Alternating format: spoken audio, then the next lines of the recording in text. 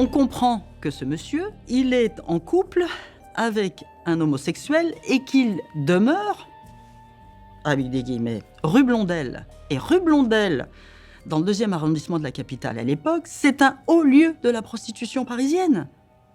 Comme un fait exprès. Donc là, tout s'enchaîne, si vous voulez.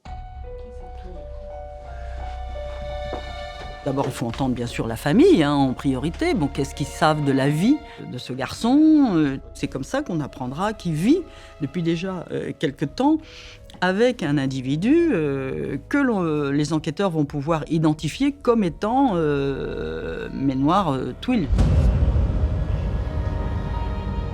Mainoir Twill. Les policiers du 93 n'en reviennent pas. Ce mari dont la femme a été laissée pour morte sur un trottoir vivait donc avec un homme en 1981. Un homme qu'on a retrouvé en morceaux dans une caisse. Apparemment, la famille de la victime connaissait bien Mainoir et acceptait parfaitement la situation. Pas banal à l'époque.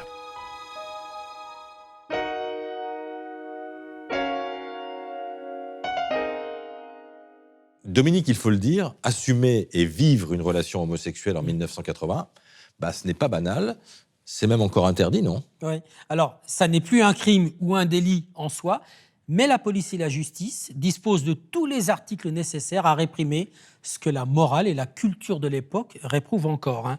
Le crime de sodomie a longtemps été passible en France de la peine de mort, jusqu'en 1791, et la rédaction du Code pénal qui va abroger ce crime. Il n'empêche qu'en 1980, les homosexuels en France peuvent encore être poursuivis sur la base de certains articles, notamment le fameux outrage public à la pudeur.